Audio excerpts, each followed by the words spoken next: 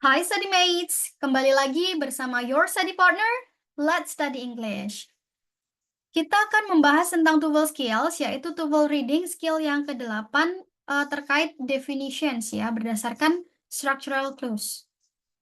Bahan pembelajaran ini dibiayai oleh donatur Let's Study. Nah, saya berharap melalui konten pembelajaran ini teman-teman bisa lebih paham tentang TOEFL dan bisa meraih target skor yang diharapkan. Oke, sebelum mulai, perkenalkan, saya Miss Fitri. Berikut pengalaman saya mengajar Inggris sejak 2017. Saat ini saya aktif mengajar di 2 lembaga, yaitu Jago Bahasa dan Hobby Education. Saya juga punya kelas online, yaitu kelas Bingo. Oke, so let's get started. Oke, jadi pada TOEFL reading, kita bisa mengidentifikasi tipe definition ya, mencari definitions berdasarkan dari structural clues-nya. Jadi misalnya pertanyaannya diminta untuk mencari definition ya, biasanya kita bisa menemukan seperti berikut. What is the meaning ya of the words ya in the line berapa gitu. Kemudian the words bla bla bla in line bla bla bla is closest in meaning to.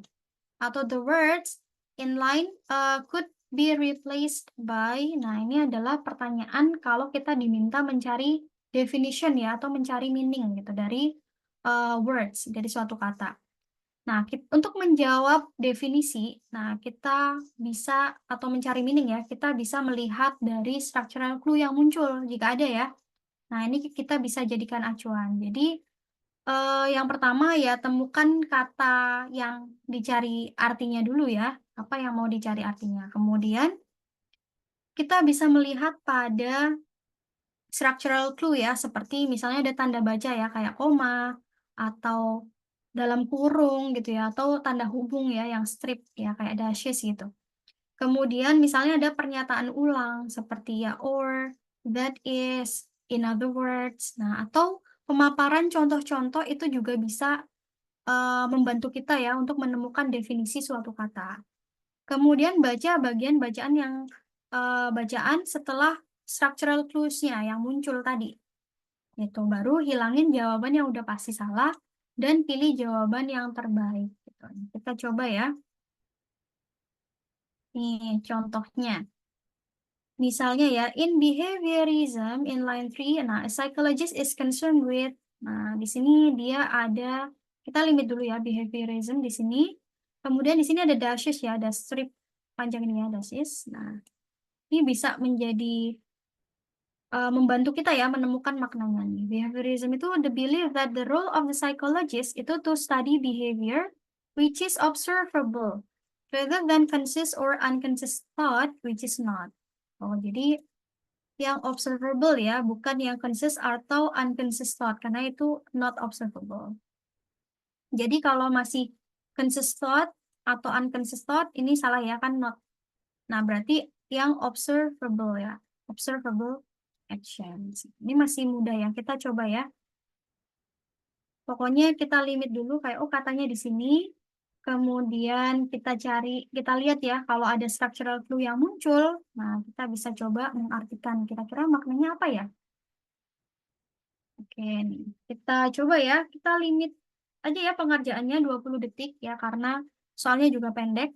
Nah, tapi kalau teman-teman mengerjakan soal reading, kita punya waktu 1 menit ya, habis untuk menjawab setiap pertanyaan. Oke, 20 detik ya, kita coba.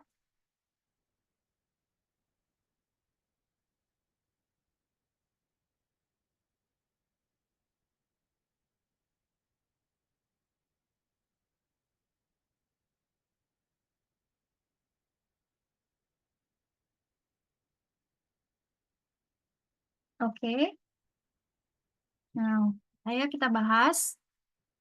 Look at the expressions positive reinforcement. Nah, positive reinforcement itu may take the form of apa?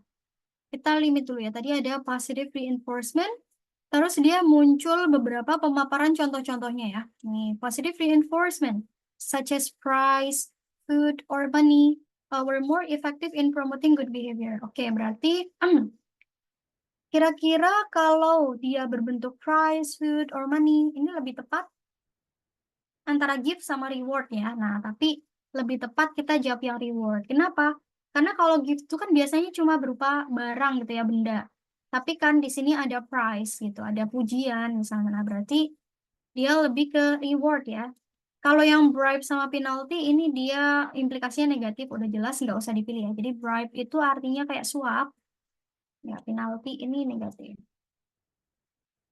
Itu ya. Nah, jadi kita bisa mencari meaning dari pemaparan contoh-contoh juga, kayak structural clue yang muncul ya setelah koma, atau dia ada restatement ulang ya, pernyataan ulang, that is, in other words, dan pemaparan contoh-contohnya juga. Oke, kita coba lagi ya. 20 detik. Oke, you can start.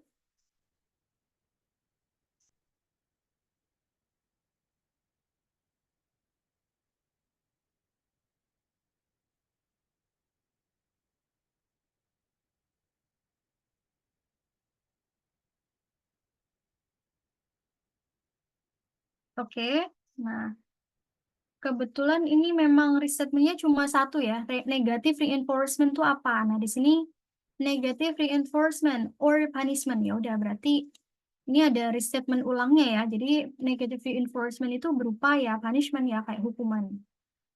Ini mudah ya. Nah, kita coba lagi satu lagi. Oke, 20 detik ya. We can start.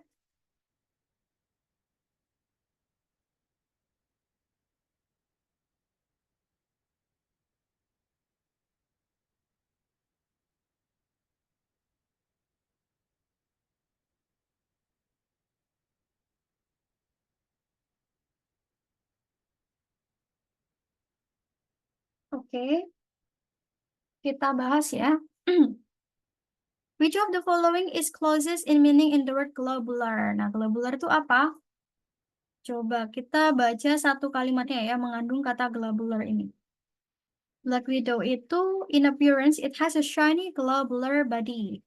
Nah, terus ini ada structural clue-nya ya, koma. Nah, setelah komanya, the size and shape of a pea. Nah, teman-teman tahu kan ya, pea itu apa?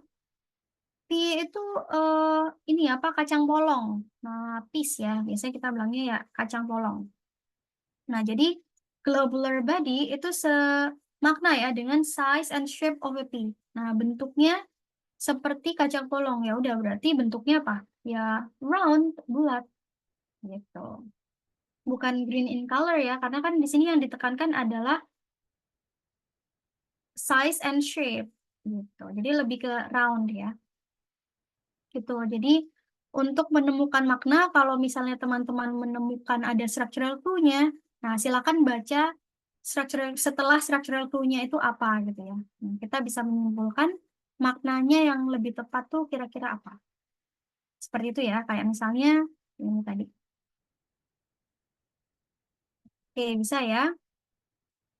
Oke, jadi sekian materi kali ini. Thank you for watching. Untuk pembelajaran lebih lanjut, teman-teman bisa mengakses tautan e-book, PPT, dan latihan soal melalui tautan yang ada di description. Dan sebagai bentuk apresiasi dan dukungan pada Let's Study yang telah menyediakan bahan pembelajaran gratis, teman-teman bisa berdonasi melalui scan QR di samping. Selain itu, teman-teman juga bisa support Let's Study dengan cara like, subscribe, follow, dan share platform Let's Study ke teman-teman yang lain. Teman-teman juga bisa komen di bawah jika ada pertanyaan. Oke, so see you on the next video.